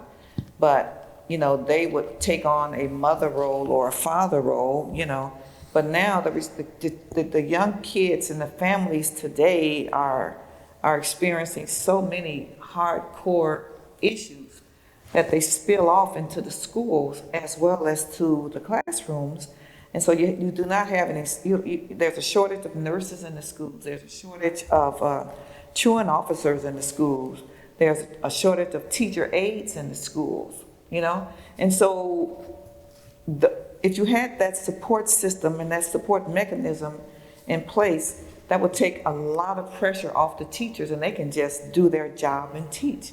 But there's a lot of transformation that we haven't gotten yet. We need to work on that and bring education back so that teachers can come in and do their jobs and let the social workers and the librarians and everyone else do their job. But everyone is taking on multiple responsibilities and so anyway, we have to build capacity also. Perhaps going to the 7th and 8th graders, grade schools, the junior highs, go into high schools and encourage these young people that you should want to become a teacher and give them some kind of reasons to maybe some field trips or create some specialized programs that could allow these young people to help them make up their mind that you want to be a teacher. I don't know. And to the senator's point, Illinois State University does just that. I just the other day spoke to hundreds of seniors in high school that came to the university for a symposium on why to be a teacher and what can we do to make you want to be a teacher. And to the senator's point, I've also recently talked with some nonprofit groups that have been going into schools to provide some of the support services, but you're relying on basically charitable groups that work on donations. Cameron Mock, is there something structural that the state could consider doing or is doing that can shore up the kinds of services that are needed in the schools that don't have them right now? Sure. I think, to the representative's point or leader's point, that pay and stability are huge. And pay, encompasses, if you're being asked to do things outside of the standard teacher's duty, that you ought to be compensated for that appropriately. One of the things about pay and why I like the idea of continuing to increase the minimum wage across the state is because, as bringing it back to the equity question, you continue to exacerbate the problem if you have high-paid teachers in wealthy suburbs and low-paid or moderately paid teachers in difficult-to-teach areas, you continue to exacerbate the problem of racial and ethnic disparities across coming out of from pre-K all the way up through college and beyond.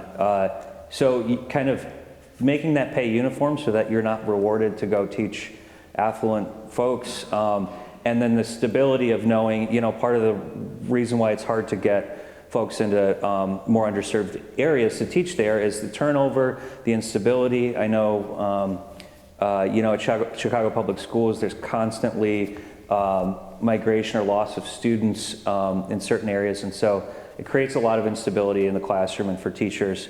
So I think some combination of continuing to bring up that wage and try and make it uniform across the state again, so more privileged areas aren't reaping the benefits of having a wealthy property tax system, while Harvey, you know, taxes themselves at 40%. So some uniformity in that pay and some stability that can be enacted a number of ways in the state law, but I'll bring it back to evidence-based funding. And I think the best way to continue to increase that pay is to continue to increase funding into that formula, because we do have an assumption for pay in there that kind of normalizes the salaries across the state. I'm going to talk a little bit, a question about tax incentives for different industries. Should not all incentives have a review period with a clawback mechanism if the recipients fail to adhere to their promised goals? I think the most recent, and Cameron talked to down to my district in particular with the EV, the electric vehicle, Rivian and others, and trying to be competitive, quite frankly, and entice those that are looking, in particular, battery support factories that was interested, and there's still several others. But I do believe that a sunset clause in some of the proposals. But I think what people missed, at least in this particular piece of legislation, and Cameron is more gifted to speak to this than I am, but there are thresholds and things that those businesses have to do before the state of Illinois is going to ante anything up for them. But we at least have to have on the drawing board how we can be competitive with some other states, that one in particular, in this particular scenario, is just opening up their checkbook to get the company into their state. So we have to figure out those ways to be competitive. But yes, I believe there needs to be a sunset clause to make sure those businesses, once they get here, are doing what was part of the deal, and that the taxpayer is not footing some bill that's not even close to what the initial part of the proposal was supposed to be. Cameron, can you talk a little bit more about that? Yeah, I agree. And there was a clawback provision, this Reimagining Electric Vehicles in Illinois Act that I spoke to earlier. There's a clawback provision to where if they don't meet they have an investment goal. So say for large business, it's 1.5 billion, and a threshold for new jobs. If they don't hit those in the period stated in the grant award, then we do claw that money back. So it's important to have it in there. We have it in there for the bill. This is the problem with incentive packages. It's states competing against states.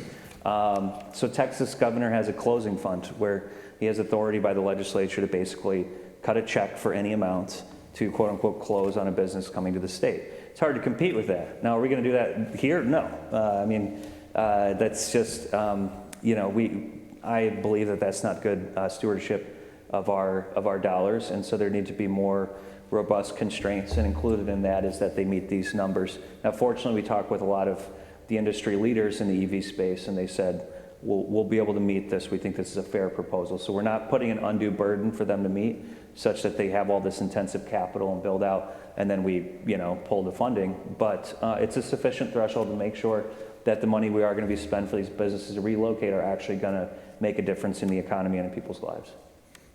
Mississippi was another state that Mississippi, yeah. I think Tennessee able to write just checks, cut, yeah. just Tennessee just cut a grant and said we'll That's figure true. out how to fund it later. But Okay. The next question I'm going to ask with the acknowledging that I am part of the news media that may in some ways be contributing to the problem, but in this era of political polarization, is objective, reliable, and factual analysis of local, state, and federal tax and budget issues more important now than ever before? And I'm going to add into that question, how would people know and believe it when they see it? I mean, that's another problem, but how do you get people to trust the numbers that Ralph put up on the screen? I'm sure there would be people in another, maybe in another audience that doesn't respond to what the CTBA does, that would look at that and go, I don't believe it, any one of those numbers.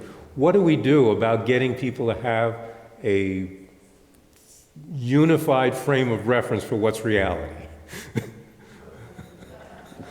Well, I would start by saying that people generally trust and put their trust in someone who they know.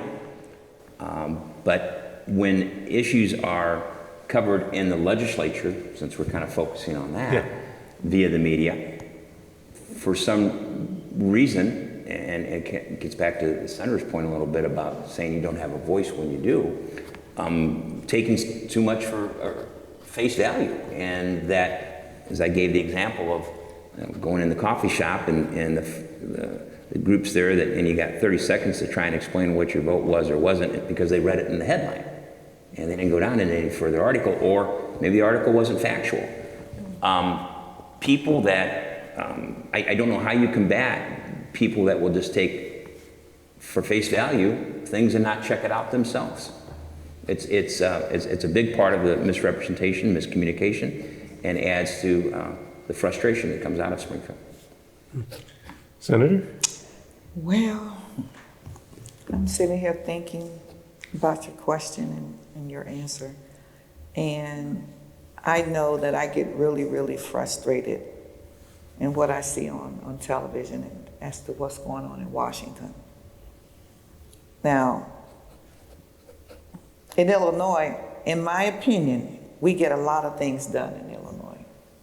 Whether you all agree to it or not, we get a lot of things done here in Illinois. However, I just think that the people need to sit down and talk to their elected officials more and make us aware of what you feel as though we are doing wrong, and also give us credit for what we're doing right. It's not just a one-way street, it goes both ways. I would love to hear from my constituents if they feel as though I'm not addressing their issues, but then I can come back and say, well, how was I supposed to know that you were not happy with my performance? You never picked up the phone to call me, you never sent me a letter, you never come by my office to talk to me, so how else am I supposed to know? And I just think that we need to open up that communication process. And it's also important that you understand what my roles and responsibilities are as an elected official, because most people do not know. But I hear my colleagues telling me all the time, I'm going to hold you accountable. I said, okay, fine. Do you know what I'm supposed to do? And most of them don't know what we're supposed to do. So many of them do not know that we fund education. We fund health and human services, but they're listening to the press, or they're listening, yes, people like you, they're listening to the press. They're listening to their neighbors, and it's all misinformation. So let's talk. We just need to talk a little bit more. Let me add another layer to this. Okay. Should the governor's office, and other people in power, do a better job of explaining where they're going and what they want to do to lawmakers? Could a better job be done so that people are less antagonistic when a policy comes out? Cameron? We're talking about numbers. This is kind of the bane of my existence, is getting folks to understand the real reality. This day and age, it's gotten even more divisive. Part of the problem is it's taken me studying and working for 15 years in the public finance space to truly understand the nuances of these taxes and pensions, et cetera. So we can't get everybody to understand that unless they take kind of a similar path.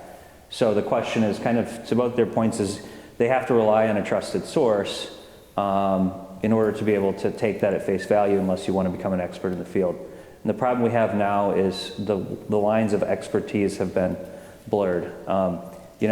They should look at Center for Tax and Budget Accountability and look at Ralph's work and understand that he is an expert in the space, that based on the peer review and other things of the articles, that can be trusted. But right now, peer review, academic research is almost like a four-letter word.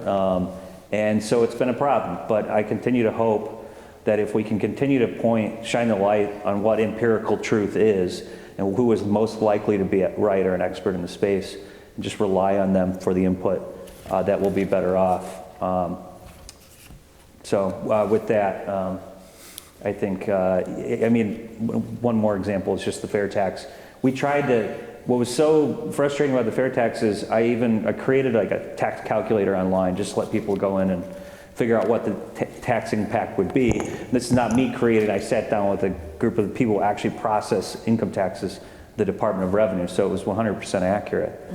People would plug their information in and figure out they're going to get a tax cut under the fair tax, but they just didn't believe it because it had a .gov on the HTML, whatever.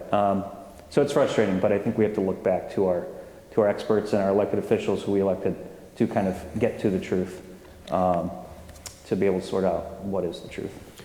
Craig, I think I'd like to commend this administration for keeping the legislature informed with their initiatives and their new programs, that they're changing anything.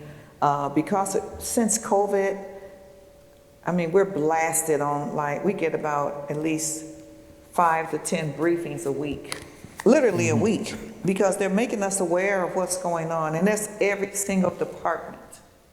And so I know what they're doing. My colleagues know what the governor's office is doing, because the communication is there. It hasn't been there in the past, but it's there. And so we have a contact person. We know who to reach out to, so I think they're doing a great job in getting the word out. Are they doing it on both sides for both sides of the no, aisle? And I'm asking this because if we listen to what news conferences we hear, every once in a while we will have a news conference that says, the governor hasn't called me. No, the briefings, I don't know where they've been, but the briefings that they've offered to us is bipartisan. They don't distinguish between Democrats or Republicans. Now, what I've seen, and why are you looking at me? No. I've had. My turn's coming. Okay, let me shut up. I want to hear what you have to say then. To the senator's point, again, there's always room for improvement. In fact, Governor Pritzker and the administration had reached out to me in an area that I was knowledgeable with COVID and related deaths, et cetera, when all this first started. And at that time, it seemed like when that pressure was going on in that issue, look, it brought out the worst in some people, but it brought out the best in some people. And when that all started, it wasn't about being Republicans and Democrats. It was about how are we going to protect people? How are we going to get through this? What steps are we going to take? How are we going to get started? And then as it drags on, then that's when people's patience start wearing thin, and people's true beliefs in some areas differ from others. And you start going, and the focus then starts becoming what divides us versus the focus has gone on what could unite us. And I have been part of the different administrations, some Republicans, some Democrats. I've been in the minority ever since I've been in Springfield. And I've seen governors that have come into our Republican caucus that are Democrat governors and start off on the right foot, and things, will get going, okay. And then we see that the pressures of things come in to legislators and the votes and the things that start creeping in that divide us. And sometimes with certain people, their personalities and people's personalities are their personalities, and you're never going to remove politics from that. There's certain people and their DNA makes up, I can let a lot through this ear and out the other, or through my thick skin. And there's others that can't. And there's others that are more flamboyant and better about preaching what they think needs to be said. It's the true statesman that you try and look for of, while the rhetoric's going on, who's going to be behind the scenes trying to bring it together? And there's always room for improvement in that respect. One of the questions I have here actually challenges you, Representative Brady. It's talking about higher education. Representative Brady said a university can't be everything to all. Why not? Often it's a 4-year contract with students where they can grow and explore who they are and who they might become. Where does every university's responsibility stop? Is there anything that they're doing or providing that they should stop? I think that each university and their board of trustees, and where my comment comes from, is that not being able to be everything to all people in this age of financial pressures that are on the universities that we hear from time and time again, of increased funding and what they need and how far they are behind.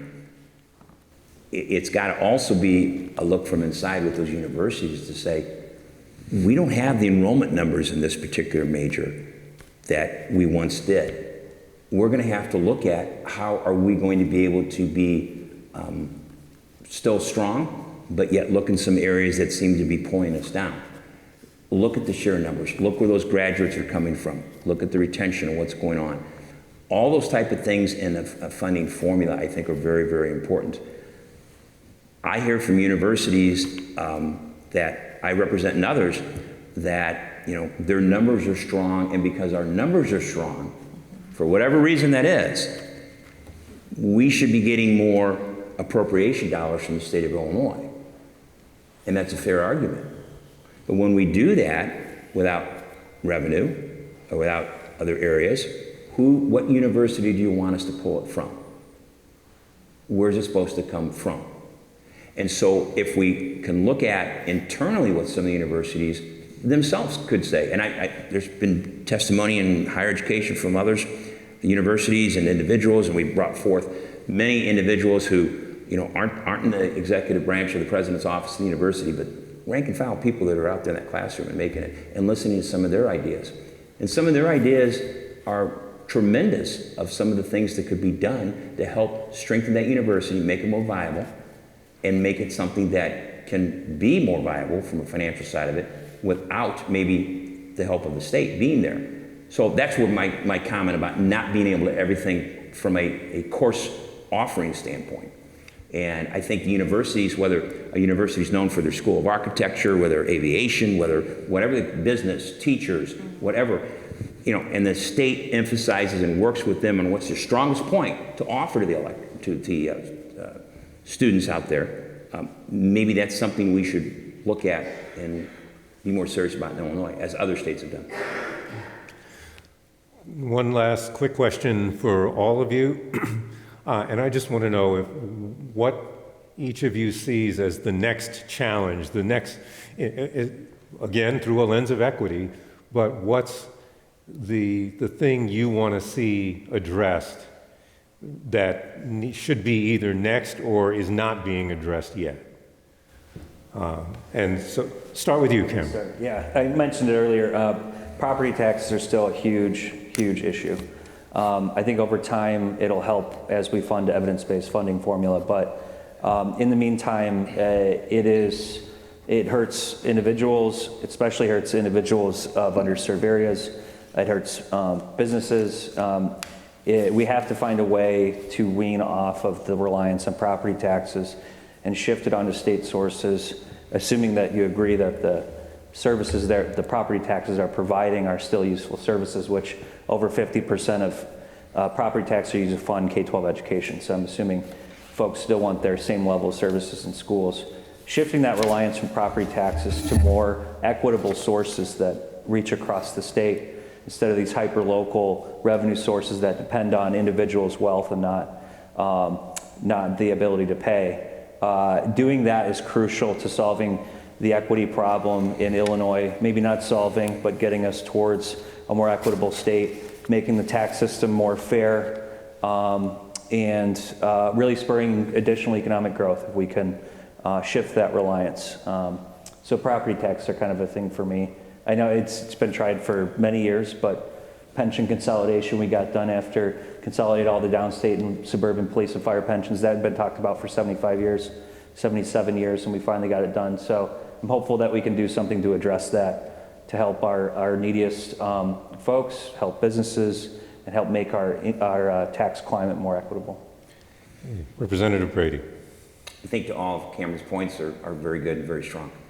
It's going to be budget related because of the torpedo that we've been hit with COVID in particular. And I also am very concerned about our indebtedness of our unemployment insurance trust fund in this state and what's we're going to have to do in the near future to try and stabilize that.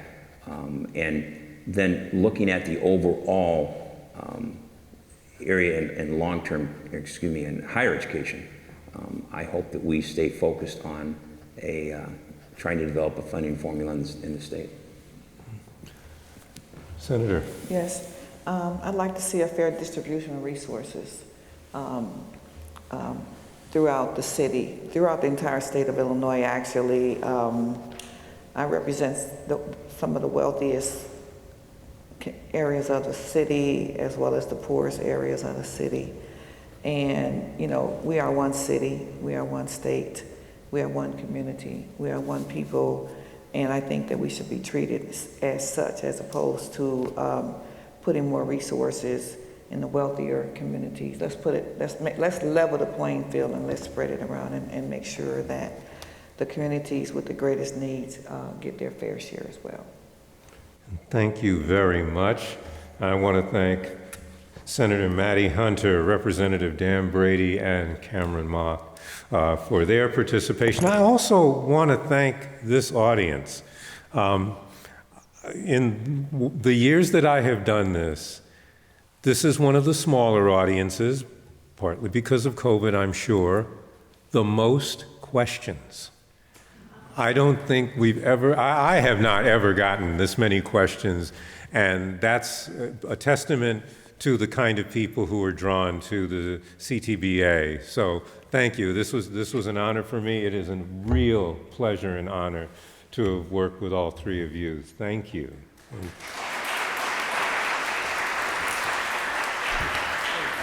Thank you.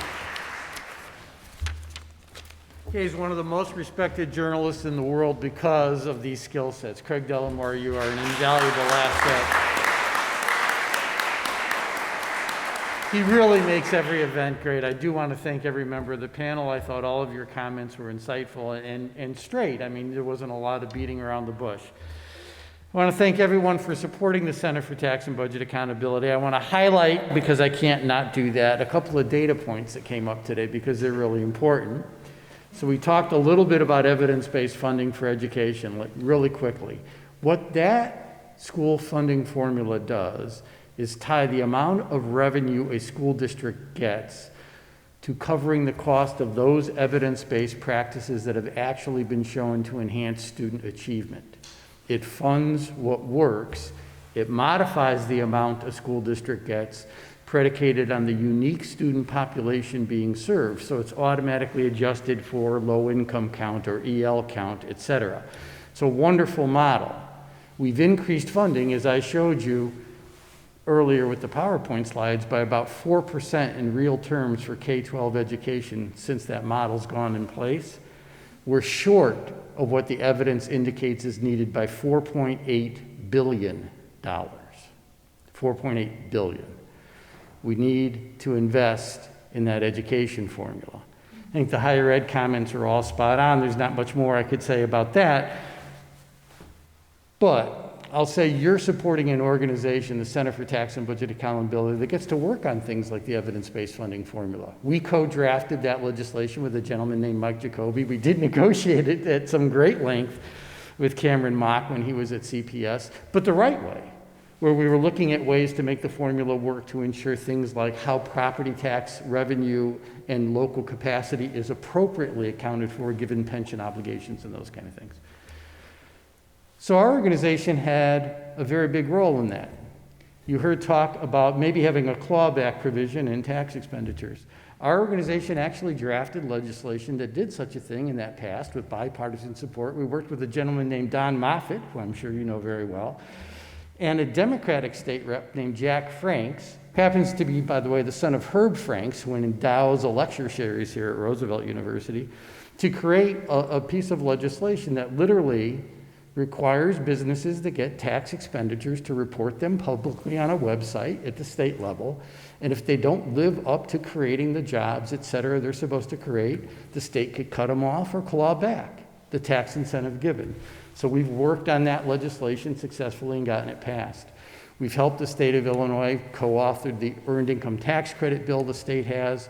We worked on and co-authored the temporary tax increase. In other words, our little organization doesn't just put out reports that are always credible and peer-reviewed, by the way, independently. One of our peer reviewers is in the audience today, Bob Bruno, Bob Wave, great peer reviewer at the University of Illinois. But we really think that this budget and fiscal information drives the capacity of Illinois to actually invest in those core services that do create equity for our citizens. Your support of us allows us to do the work that not only identifies the appropriate data and identifies appropriate solutions, but allows us to work with elected officials in both parties to try to take these evidence-based practices and make them a reality. So the last group I want to thank are you for supporting our organization. I want to thank this wonderful panel, thank my board members, thank Roosevelt University. Have a good afternoon.